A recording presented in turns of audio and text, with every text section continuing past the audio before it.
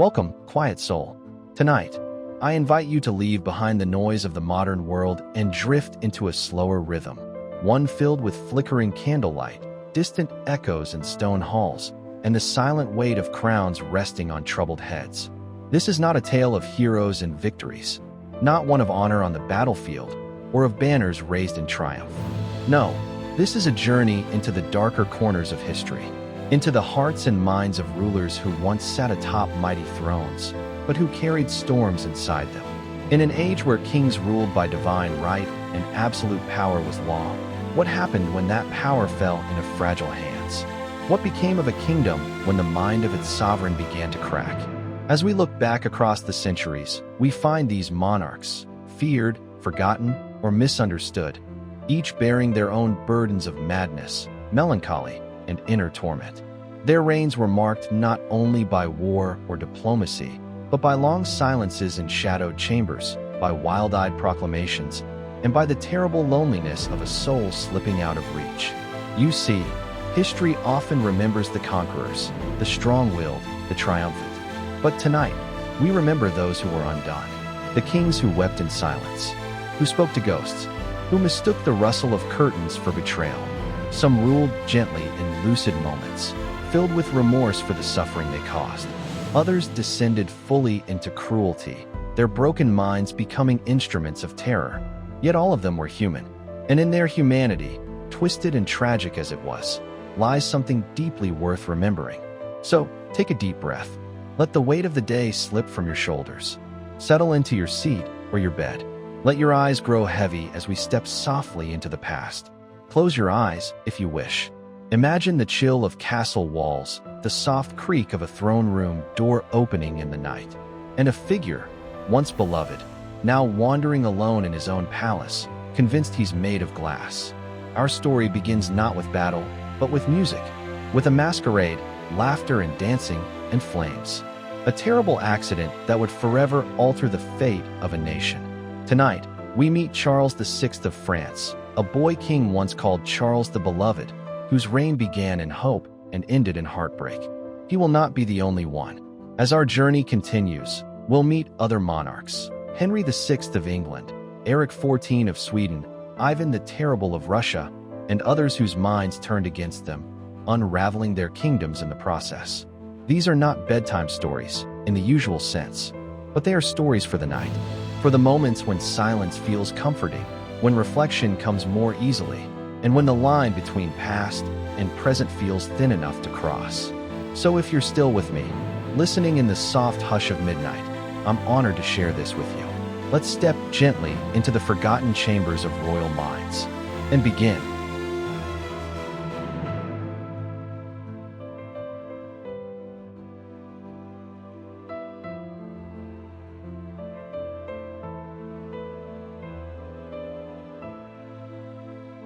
The king who lost everything. The waves crash against the shore of Normandy. A nobleman stares across the channel toward England, his homeland now foreign to him. He's lost his castle, his lands, his king, because of one man, John. History doesn't remember him as great, or wise, or brave. No, it remembers him as John Lackland, the king who taxed the poor, betrayed his friends, lost an empire, and still somehow gave birth to democracy. But John wasn't always a villain. He was once a boy, a forgotten prince, born into shadows. The Forgotten Prince. In 1166, at Beaumont Palace in Oxford, England, John opened his eyes to a world that had no place for him. The youngest of 5 sons of King Henry II and Eleanor of Aquitaine, John was born into power, but inherited nothing. His older brothers had already been granted duchies and titles. Lands had been carved up and distributed like a feast he wasn't invited to. John received no fief, no honor, just a name, Lackland, a cruel nickname echoing across royal corridors. He grew up watching his brothers celebrated for their conquests. Henry the young king, a prince crowned while his father still lived. Richard the Lionheart, a war hero with songs written about his sword. Geoffrey, cunning and beloved in Brittany. And John, he watched, he listened. He remembered every slight. His tutors described him as sharp and eloquent. He read deeply, studied Latin, learned the intricacies of law and governance. But behind those studies burned resentment. He wasn't raised for greatness. He was forged in rejection, a crown through chaos. John's path to the throne wasn't paved in destiny. It was cleared by tragedy. Henry the young king died from dysentery after a rebellion against their father. Geoffrey was trampled in a joust. Richard, eventually crowned, left for the Crusades and never returned whole. When Richard died in 1199, John seized the crown, but not all agreed he should wear it. The French barons supported Arthur of Brittany, the teenage son of John's deceased brother Geoffrey. The boy was young, charismatic, and had a strong claim. Worse for John, Arthur had the backing of King Philip II of France. What John did next would define him. He captured Arthur in battle, and months later, Arthur disappeared. Whispers spread. John had him murdered in a drunken rage. Some said John threw him from a tower. Others claimed he stabbed him personally, then dumped his body in the Seine. No proof ever surfaced, but the world judged him guilty. The collapse of an empire. John's kingship wasn't about ruling. It was about defending from enemies, from rumors, from his own conscience. He lost Normandy in 1204 after a failed defense against the French. This wasn't just a battlefield defeat, it was the loss of an identity. The Plantagenets had ruled Normandy since 1066. John gave it away in 5 years. He retreated to England, bitter, paranoid, and more determined to assert control. The greedy king. To fund his wars, John taxed like no king before him. He created new levies on everything: inheritance, marriage, land use. He fined barons arbitrarily. Justice was sold to the highest bidder. He even imposed fees on widows who refused to remarry, a grotesque blend of misogyny and greed. One noblewoman paid 5,000 marks just to inherit her husband's lands, nearly double the crown's annual income. John once said, "If I can squeeze money from a stone, I shall." To his barons, he was not a monarch, he was a thief in ermine. The Church and the Curse. In 1205, John clashed with Pope Innocent III over who should become Archbishop of Canterbury. The Pope chose Stephen Langton. John refused. The Pope struck back with an interdict. For 6 years, all churches in England closed. No weddings, no baptisms, no funerals. England fell into spiritual darkness. Some believed the country itself had been cursed. In 1209, John was excommunicated. But John, ever pragmatic, made a stunning move. In 1213, he surrendered England to the Pope and offered to rule it as a vassal. He paid an annual tribute and, in return, had his excommunication lifted. He had traded England's sovereignty and bought papal protection. The eyes in the shadows. Paranoia consumed him. John demanded hostages from his barons, their sons, their wives, to ensure loyalty. He kept them in grim castles. Some disappeared. Others were returned broken. One chronicler told of a boy who was imprisoned for a decade, emerging pale and blind. John trusted no one, not even himself. His inner circle shrank. His decisions became erratic. He punished entire villages for the betrayal of one man. The barons' revolt. By 1215, England's nobility had had enough. A coalition of barons rose up, capturing London and forcing John to negotiate. At Runnymede, beside the River Thames, they presented demands: limits on royal power, protection for property, access to justice. John agreed. He affixed his seal to Magna Carta. He never planned to honor it. Weeks later, he reneged. The barons called it treason. Civil war erupted. Some invited Prince Louis of France to invade and take the crown. A king at war with his kingdom, John led brutal campaigns against rebel territories. He burned crops, salted fields, executed hostages. He poisoned wells, scorched towns. His goal wasn't victory, it was punishment. But his power crumbled faster than he could rebuild it. The crown sinks. In 1216, John attempted to cross the Wash, a treacherous tidal marsh. His baggage train, filled with treasure, relics, and the royal regalia, was swallowed by quicksand. He watched helplessly as his crown sank beneath the mud. Days later, he fell ill with dysentery. He died in October 1216 at Newark Castle. Alone, fevered, forgotten. His last words, if he had any, were not recorded. Perhaps silence was his final confession. The child who broke the crown. King John was a man who never grew beyond the wounds of his childhood. He ruled not with vision, but vengeance. He sought respect, but bred hatred. He wanted to be remembered as powerful. Instead, he became the warning. Yet, in his desperation to control, he signed away the thing no monarch had before: accountability. Magna Carta would echo through centuries. It would inspire revolutions, constitutions, democracies. John didn't mean to change the world, but he did. Sometimes, even the worst kings leave the best legacies.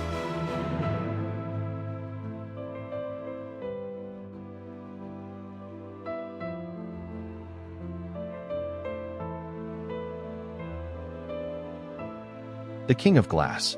Imagine a man in golden robes, sitting perfectly still. Not because he is calm, not because he is noble, but because he believes that if he moves, even slightly, his body will shatter like glass. That man was not a prisoner, not a lunatic in a cell. He was the King of France, and he ruled for over 40 years. Born into war, Charles VI was born in 1368 into a France already breaking. The 100 Years' War raged on. The Black Death had passed, but left its scars. The kingdom was wounded and bleeding. At just 11 years old, Charles became king after his father died. At 11, most boys are climbing trees. Charles, he was handed a crown. For a while, things went well. His uncles ruled as regents. The kingdom held together. And when Charles came of age, he showed promise. He loved art, architecture, books, tournaments, peace. The people called him Charles the Beloved. But peace never lasts long in medieval Europe. The madness begins. In 1392, something changed. Charles was 24, still young, still strong. He was traveling with his knights through a forest. A hot day, horses restless, armor heavy. Suddenly, a man ran toward them. A leper, crazed, shouting that Charles would be betrayed. Charles froze. Then, without warning, he drew his sword and attacked his own men. He killed 4 knights before he could be stopped. And when he came to, he remembered nothing. It was the first crack, and it wouldn't be the last. What followed were decades of decline, periods of lucidity, followed by terrifying madness. Sometimes he couldn't recognize his wife or his children. Other times, he claimed he was St. George. He forgot his own name. He screamed at shadows. He believed his body was made of glass, so fragile that he refused to let anyone touch him. He wore iron rods sewn into his clothes to hold his limbs in place. The Glass King. The royal court didn't know what to do. When Charles was lucid, he was kind, thoughtful, even brilliant. When he was ill, he was terrifying. No doctor could help. No priest could exorcise the madness. So the court ruled around him. His wife, Queen Isabeau, took control. His brother, Louis of Orleans, and others. Each built their own alliances. Each whispered their own truths. France became a kingdom with a king, but no center. The nobles vied for influence. The English watched from across the channel and waited. Civil war in the shadows. Charles's madness split the court into 2 bitter factions. The Armagnacs, loyal to his brother. The Burgundians, loyal to the Duke of Burgundy. What followed was not war, but murder. Poison goblets. Assassins in the dark. Streets soaked with blood. In 1407, Charles's brother Louis was assassinated, killed by men loyal to Burgundy. The king? He wept, but could do nothing. He was too broken to avenge his own blood. England strikes. While France tore itself apart, England struck. King Henry V invaded. And in 1415, at the Battle of Agincourt, the French were crushed. Charles was still king in name, but he could not lead, could not inspire, could not think. His madness became a mask behind which others ruled. Even his wife, Isabeau, began to look elsewhere. She struck a deal with the English, marrying Charles's daughter to Henry V. In return, Henry would be king of France after Charles's death. It was treason, but Charles said nothing. Perhaps he didn't understand. Perhaps he simply no longer cared. The Ghost King. For the final years of his reign, Charles became a ghost. He wandered the halls of the palace, babbling to servants, afraid of glass. The people pitied him. They feared him. They mocked him. And when he finally died in 1422, after 42 years as king, France was no longer his. It belonged to England. France a legacy in pieces. So who was Charles VI? A madman? Yes. A puppet? Often. But also a man caught between forces he could not control. His illness, likely schizophrenia or bipolar disorder. When untreated, misunderstood, he was blamed, feared, forgotten, and yet his reign shaped France. His absence of power taught nobles the cost of greed. His daughter's marriage would, one day, create claims that led to Joan of Arc, to civil war, to revolution. He was a king who ruled nothing. Yet from his broken throne came a new France. He was fragile, but the kingdom survived, because sometimes it is not the king who matters, but what rises after him.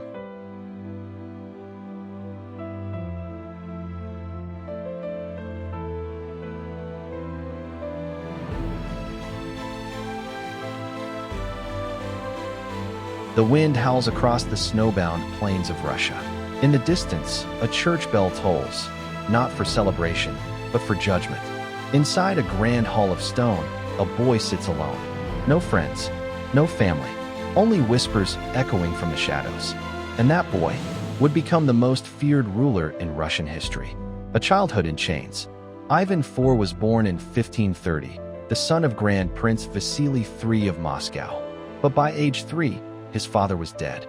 His mother, Elena Glinskaya, ruled as regent and kept the court together through sheer will. She was smart, determined, ruthless when necessary. And then, when Ivan was just 8, she was poisoned, some say by the powerful Shuaysky family. Others whisper of boyars, Russian nobles, who feared her strength. But all Ivan knew was that one day he had a mother, and the next he had no one. He was kept inside the Kremlin, hidden from the people. A prince by blood, but a prisoner by design. The boyars ruled in his name. They beat him, humiliated him, starved him of affection and food. They made him watch as dogs tore apart beggars in the courtyard. They laughed as he cried. He was royalty and a caged animal. His only companions were books, histories, religious texts, legends of saints and tyrants. And deep inside, a seed began to grow. Not of mercy, but of vengeance. The first Tsar. In 1547, at just 16 years old, Ivan was crowned Tsar of all the Russias. Not prince, not Grand Duke. Tsar, a title derived from Caesar. It was more than a name. It was a message. Ivan wasn't just a ruler. He was chosen by God. His coronation was grand. He wept with the priests. He gave coins to the poor. He married Anastasia Romanovna, a gentle noblewoman who softened his rage. For a moment, Ivan brought hope. He created a standing army, modernized laws, even invited foreigners to modernize the court. People called him Ivan the Wise. But peace is fragile. And inside Ivan, the boy still remembered the chains. The fire of rage. In 1560, tragedy struck. Anastasia, his beloved wife, died suddenly. Poison, he believed. Not illness. Not fate. And once again, the boy inside Ivan lost everything. He screamed. He cursed the boyars. He claimed they had killed her, the only person who had ever loved him. His grief turned to fury. His paranoia became policy. He withdrew from court, then returned, not as Ivan the Wise, but as Ivan the Terrible. He wore black, surrounded himself with brutal enforcers, the oprichniki, dressed like monks but killing like wolves. They rode black horses, carried dog heads on their saddles to sniff out treason, and broomsticks to sweep away the disloyal. They tortured, they beheaded, they burned entire towns, under Ivan's orders. And he smiled. The oprichnina. Ivan divided Russia in two. The Zemshchina, ruled by the old boyars. The oprichnina, ruled by him alone. It was a kingdom of fear. He seized land from nobles, gave it to loyal thugs. Families were torn apart. Priests were silenced.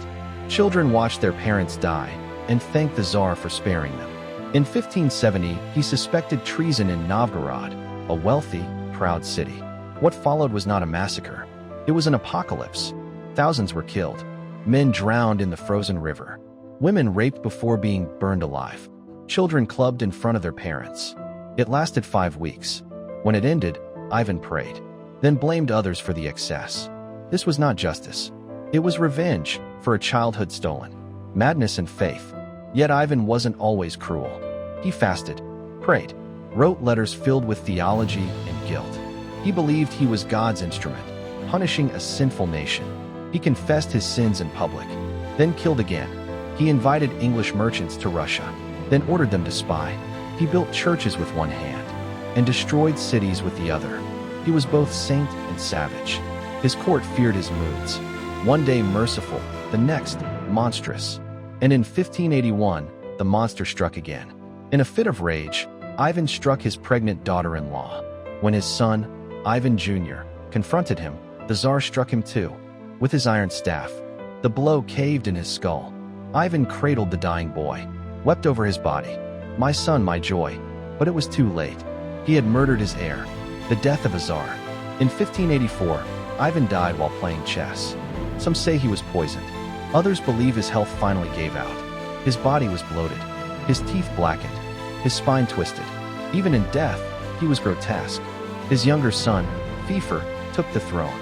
But Fifer was weak, sickly, childless. Russia would soon fall into chaos. The time of troubles, war, famine, invasion.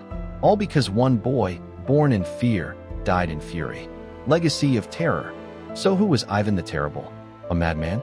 Yes. A genius? Perhaps. A broken child? Absolutely. He turned pain into power, fear into governance. He gave Russia its first Tsar, its first secret police, its first true glimpse of autocracy. He was loved by some, feared by all. He dreamed of greatness, but left only ghosts. Because when a child is raised with cruelty, he may grow into a man who worships it.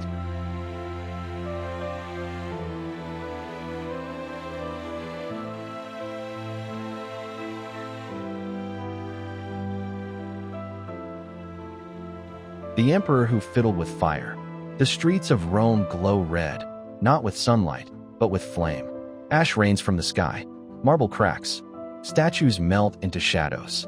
And through the smoke, a figure stands on a private balcony, draped in silk, a golden lyre in hand. He plays, he sings, as an empire burns below him. This is not myth. This is Nero Claudius Caesar Augustus Germanicus, the man history remembers as the mad fiddler, the cruel poet, the boy who inherited the world and torched it. But Nero was not always the villain in the story. He was once a child, loved, feared, and prepared for greatness. Or so they thought. Born in 37 AD as Lucius Domitius Ahenobarbus, Nero's childhood was marked by political chaos and murderous ambition. His father died when he was a toddler. His mother, Agrippina the Younger, was the sister of Emperor Caligula, a madman with a taste for cruelty. When Caligula was assassinated, Agrippina seduced and married the next emperor, Claudius, convincing him to adopt Nero as his heir, ahead of his own biological son, Britannicus. Agrippina wasn't a doting mother. She was a master manipulator. She dressed her son in royal purple and paraded him through the streets of Rome like a prize. She whispered poison into Claudius's ear until, in 54 AD, the emperor conveniently died, likely from poisoned mushrooms. Nero, just 16, was now emperor of Rome. At first, Nero's reign was surprisingly competent. With the guidance of his stoic tutor Seneca and the military commander Burrus, he reduced taxes, banned capital punishment, improved slave rights, and sponsored athletic games and theater. He even proposed canal projects to prevent flooding. Rome breathed a cautious sigh of relief. But Agrippina wanted more. She expected to rule through her son. Nero resented her overbearing presence. Their tension grew. Nero plotted. He removed her from coins, barred her from court, and withdrew her guard. When she complained, he tried to kill her with a sabotaged boat. She swam back to shore. Furious, Nero finally sent assassins to finish the job. Her last words? Strike the womb that bore him. Freed from her influence, Nero indulged every whim. He staged performances in Greek theaters, played the lyre while nobles were forced to applaud. He wore wigs and costumes and declared himself a god. He married Poppaea Sabina, a beautiful and manipulative noblewoman. When she angered him, he kicked her in the belly while she was pregnant. She died days later, and then came the fire. In July 64 AD, a massive blaze erupted in the slums near the Circus Maximus. It raged for 6 days, destroying 3 of Rome's 14 districts and severely damaging 7 more. Rumors spread. Had Nero started the fire to clear land for his palace, the Domus Aurea? We don't know, but we do know what happened next. To deflect blame, Nero found scapegoats, the Christians. Seen as weird, secretive, and unpatriotic, they were easy targets. Nero had them sewn into animal skins and torn apart by dogs. Crucified, burned alive to light his gardens. The world watched in horror. Seneca, once his mentor, tried to distance himself. Nero ordered him to commit suicide. Stoic to the end, Seneca opened his veins in a warm bath and bled out quietly. Nero's reign spiraled. He taxed the provinces to fund his performances. Rebellion sparked. The governor of Gaul, Gaius Julius Vindex, revolted. Others followed. The Senate declared Nero a public enemy. In 68 AD, abandoned by allies and hunted by soldiers, Nero fled to a villa outside Rome. There, trembling, he tried to kill himself but couldn't. A servant helped him drive a dagger into his throat. His last words? Qualis artifex perio. What an artist dies in me. Nero's death marked the end of the Julio-Claudian dynasty. Rome spiraled into civil war, the year of the four emperors. But Nero's shadow endured. He redefined imperial decadence. He turned cruelty into theater. He believed the empire existed to applaud him, and when it didn't, he burned it. Rome remembered him as a monster. But to some, especially in the eastern provinces, he became a myth, a figure of strange nostalgia. Even decades after his death, imposters appeared, claiming to be Nero returned. Because monsters, when charismatic enough, never truly die. Nero was many things. A patron of the arts, a tyrant without restraint, a man who murdered his mother and 2 wives, a leader who let cities burn. But most of all, he was a performer, and the world was his stage.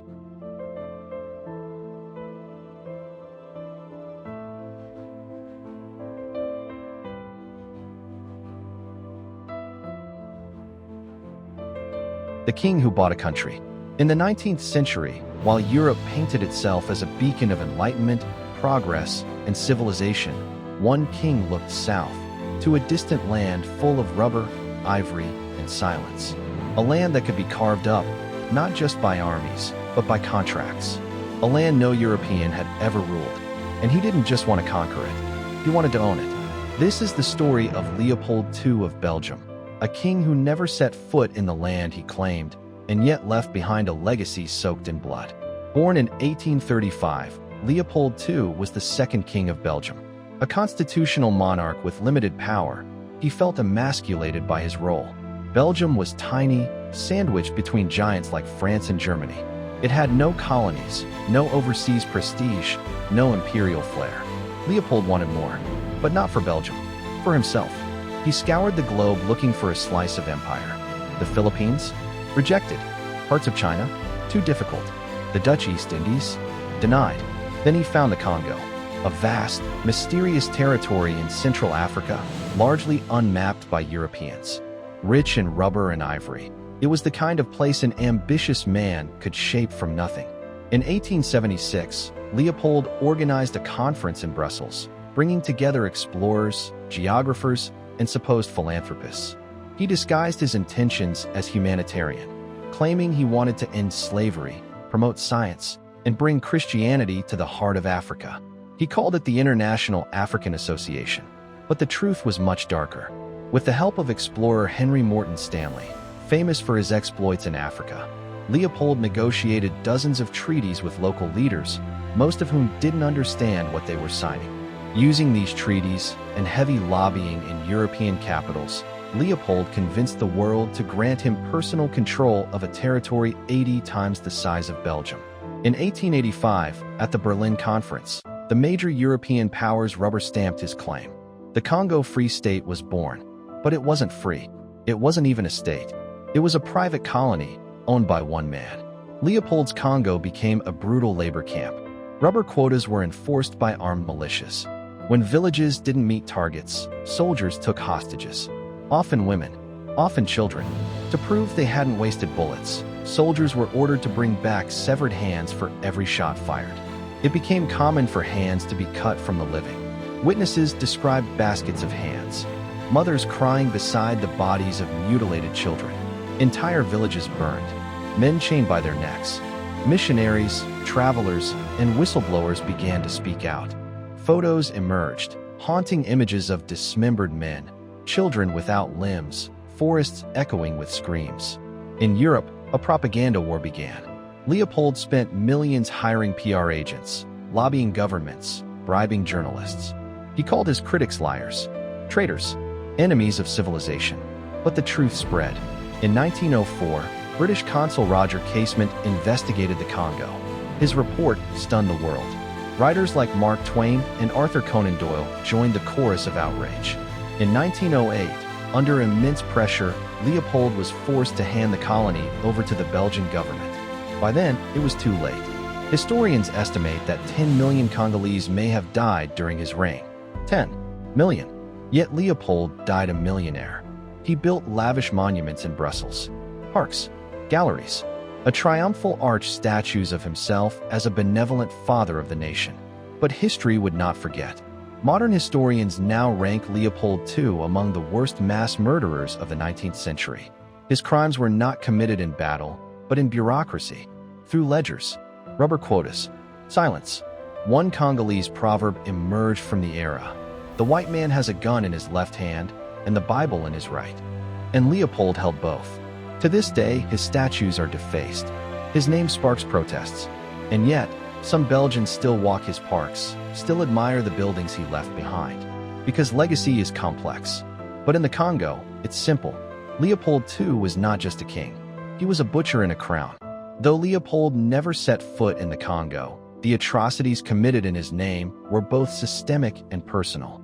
The force public, his private army of mercenaries and conscripted Africans, was notorious for its cruelty.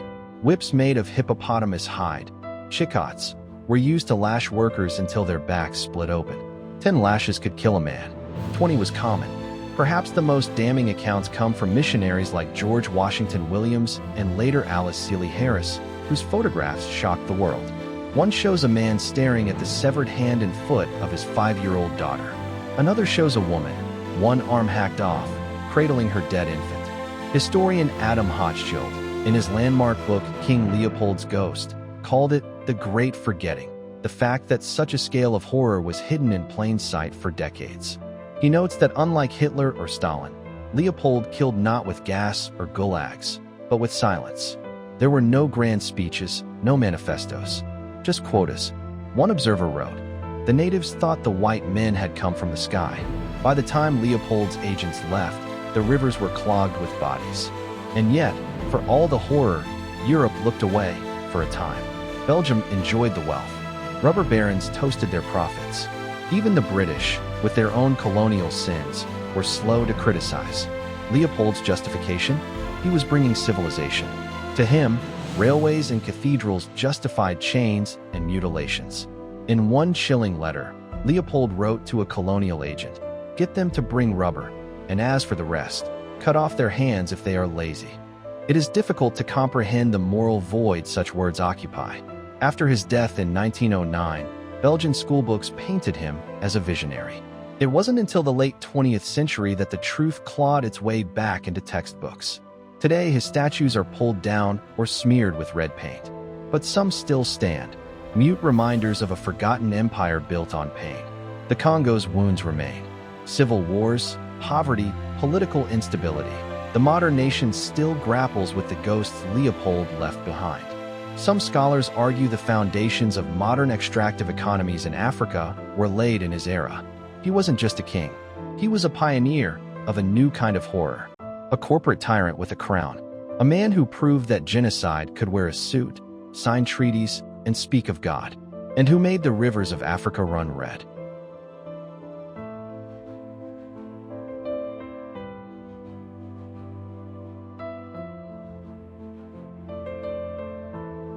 The emperor who thought he was a god. Imagine a young boy, just 4 years old, marching through the Roman camp dressed in a miniature soldier's uniform. Helmet too big, boots clunking, but the soldiers cheered. They called him Caligula, Little Boots. He was their darling, their mascot, their good luck charm in the campaigns of his father, the great General Germanicus. That little boy would grow up to be one of the most infamous emperors Rome ever knew. His real name was Gaius Julius Caesar Augustus Germanicus. But the world remembers him as Caligula, and not for cute reasons.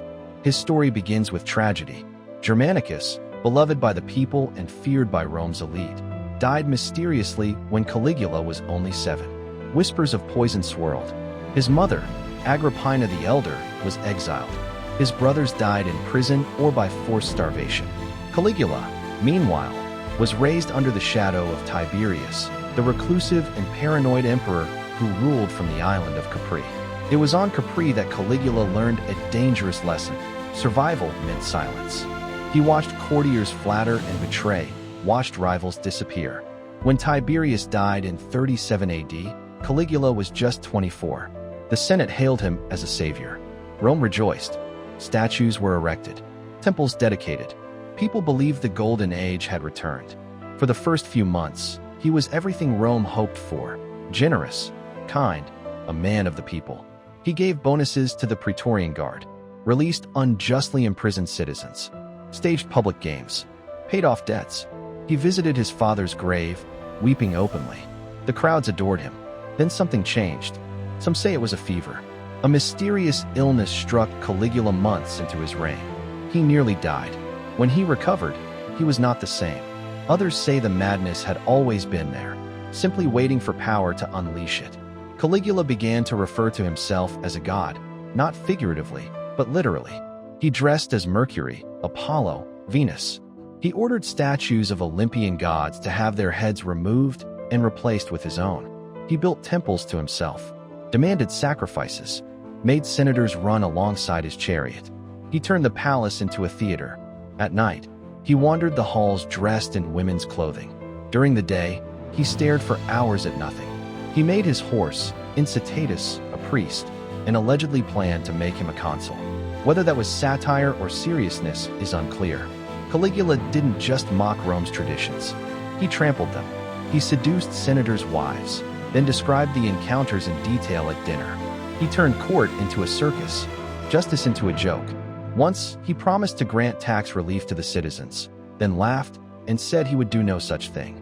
He declared war on Neptune, the god of the sea. Legend says he marched his legions to the shores of Gaul, commanded them to stab the waves, and collected seashells as spoils of victory. Behind the madness was cruelty. He had people tortured for amusement, executed nobles for their wealth, forced parents to watch their children die. He once invited a man to dinner and had him killed mid-meal, his head tossed on a platter. The people's adoration turned to fear. Even his inner circle grew alarmed. His uncle, Claudius, pretended to be a fool to avoid his wrath. His sisters disappeared from public life. One, Drusilla, died mysteriously. Some say from illness, others say Caligula himself was involved. By 41 AD, Rome had had enough. A plot formed in the Praetorian Guard. Led by officers Cassius Chaerea and Cornelius Sabinus, they struck after a series of public humiliations. They found Caligula in a palace corridor, stabbed him over 30 times. He died alone, screaming, unmourned. The Senate debated restoring the Republic, but the Guard had already found a replacement, Claudius, the stammering, limping uncle Caligula once mocked. In the aftermath, Rome tried to erase him. Statues were smashed, names scrubbed from records, but legends remained.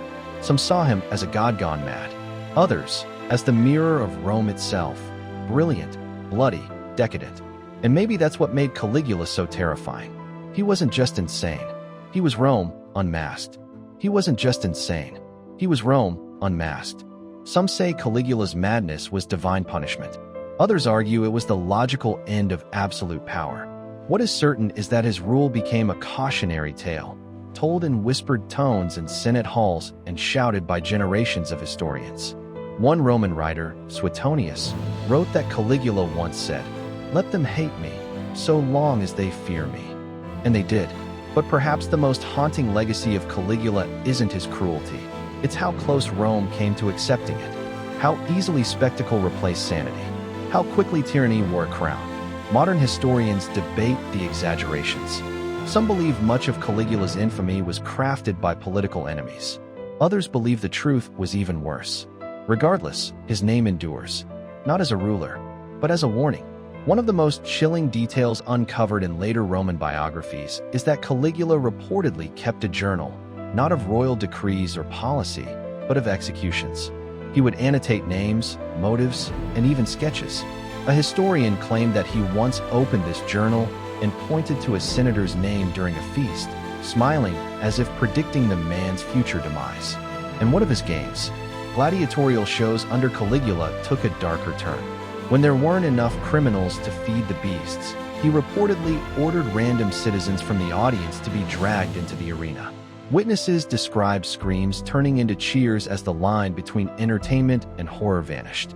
Caligula's reign also warped religion. He didn't merely claim to be divine.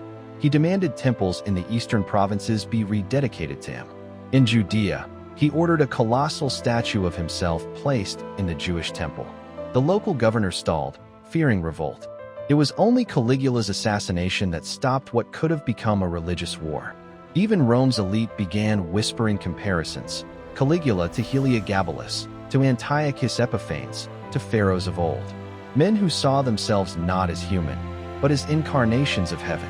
Yet for all his horrors, some sources depict Caligula as lonely, unstable, trapped within a palace of mirrors where every smile was a performance, every gesture calculated, every friend a potential traitor. One former servant said, "The emperor laughed often, but never with his eyes." Suetonius, Dio Cassius, Tacitus all wrote versions of his life, each more terrifying than the last. But centuries later, scholars now debate: how much of it was truth? How much propaganda? And how much was Rome simply trying to forget the face it saw in Caligula because it was too much like its own? Even today, his name appears in psychology. The Caligula effect describes the compulsion to do something simply because it's forbidden. A fitting legacy, because Caligula didn't just break rules. He made madness a method. He made horror into governance.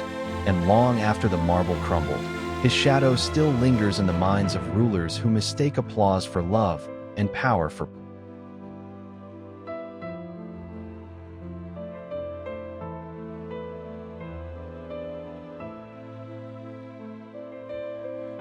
the emperor who buried books and built empires, long before he became a god in his own eyes, or a monster in the eyes of others. Zheng was a boy born into chaos. China in the 3rd century BCE was not a nation, but a battlefield. 7 powerful states, Qi, Chu, Yan, Han, Zhao, Wei, and Qin, fought endlessly for dominance. This was the Warring States period, a time of endless deception, shifting alliances, and total war. No throne was ever safe. No border ever permanent. Among these states, Qin was seen as the most remote, tucked away in the far west. But its geography hid its ambition. While other kingdoms clung to tradition and aristocracy, Qin embraced something colder, sharper: legalism. Legalism rejected morality. It cared little for virtue. It believed in one thing: power maintained by fear and strict order. Reward the obedient. Destroy the disloyal. Under the Chancellor Shangyang, Qin built a state where farmers and soldiers were valued over poets and philosophers. Nobility was replaced by meritocracy, harsh but efficient. In time, this gave Qin a powerful military, disciplined bureaucracy, and a ruthless edge. Zheng was born in 259 BCE, son of the Qin king. When he came to the throne as a child, few expected him to reshape the world. But behind the curtain, the machine of Qin kept grinding forward. With ministers like Lu Buwei and generals like Wang Jian, the kingdom expanded, striking one rival after another. By the time Zheng reached adulthood, the dream was in motion. From 230 BCE to 221 BCE, one by one, the other 6 kingdoms fell. Zhao, Han, Wei, Chu, Yan, Qi, each conquered through strategy, siege, or surrender. And when the last of them bowed, Zheng did something no man had done before. He declared himself Shi Huangdi, the first emperor of Qin. Not king, not warlord, not heavenly son, but emperor, an eternal ruler over all under heaven. The architect of order. With his new title came new visions. Shi Huangdi wanted not just conquest, but unity, of thought, of measure, of mind. To ensure this, he unleashed reforms that would echo for millennia. Currency and weights, coins, weights, and measures were standardized. Trade could now flow across regions without confusion. Writing system, a unified script was imposed. Dialects remained, but characters became one. Communication was now imperial. Roads and axles. Massive road networks were carved through the empire, their widths standardized so carts could travel seamlessly. Military authority. Nobles were stripped of hereditary armies. Command shifted to loyal generals.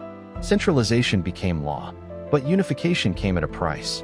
In 213 BCE, faced with scholars who criticized his reign by invoking ancient traditions, Shi Huangdi ordered a purge, burn the books, and bury the scholars. Hundreds of Confucian texts were destroyed. Those who resisted were buried alive. Memory was not just rewritten, it was erased. Yet even as he ruled with fear, the emperor feared only one thing: death. He dispatched ships and sages to find the elixir of immortality. He drank concoctions of mercury and jade, trusting alchemists who promised eternity. He commissioned his tomb, a subterranean palace guarded by over 8,000 terracotta warriors, each sculpted with unique features meant to protect him in the afterlife. His obsession with legacy led to monumental projects. The Great Wall, built to repel nomadic threats, its foundation laid under his rule through forced labor. Canals and roads, infrastructure to bind the empire together. Strategic, monumental, ruthlessly constructed, and behind it all, fear. The whisper of rebellion, the fear that unification would splinter again. He ruled not by love, but awe. And awe, like mercury, is unstable. The cost of glory. Perhaps no symbol better captures the ambition and cruelty of Qin Shi Huang than the Great Wall of China. Its foundations were laid under his command, not as a monument, but as a barrier, a jagged scar across the northern frontier, meant to keep the Xiongnu and other nomadic raiders at bay. But it came at a horrifying human price. Historians estimate that hundreds of thousands, some say over 1 million, laborers were conscripted to build the wall. Not skilled workers, but peasants, prisoners, and even scholars condemned for dissent. Men dragged from their villages, shackled into work gangs, marched to the mountains and deserts, and left to toil under blistering sun and freezing winds. Food was scarce. Conditions were brutal. Death was constant. There were no graves for the fallen. The dead were buried inside the wall itself, their bones becoming part of the mortar. In later centuries, the wall would earn a grim nickname, the longest cemetery on earth. And yet, in the emperor's mind, this was not tragedy, it was sacrifice. One empire, one wall, one vision of eternity. In his relentless pursuit of permanence, Qin Shi Huang left behind mountains of corpses, oceans of sweat, and a wall that still slices across the earth. He sought to conquer not just enemies, but nature itself. And nature, as it always does, exacted its toll. The fall. In 210 BCE, on an imperial tour, Shi Huangdi died, ironically, of mercury poisoning. Fearing unrest, his ministers hid his death. His body rotted in a fish-filled carriage until they could arrange a succession. But his empire, built by force and fear, lacked loyalty. Within 4 years, it collapsed. His son was overthrown. Rebels rose. The Han dynasty would follow, but the myth of the first emperor would remain. Legacy.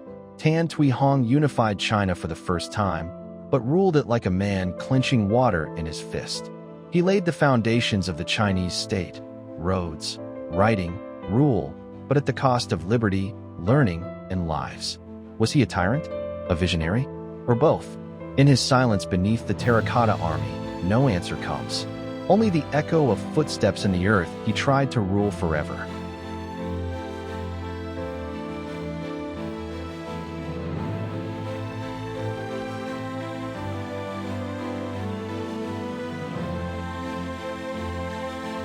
Across empires and centuries, from the burning palaces of Rome to the frozen forests of Russia, from blood-soaked Congo to the mountain walls of China, one truth remains. The crown can magnify the soul or destroy it. Each of these rulers sought power beyond measure. They redefined borders, silenced opposition, commanded armies, and bent laws to their will. Some did it in the name of unity, others for glory, some simply for survival. But in their wake, they left scars, not just on history, but on the human spirit. They remind us that evil does not always arrive in the form of chaos. Sometimes it wears robes of order. Sometimes it speaks with the voice of law, rides behind parades, or smiles from marble busts.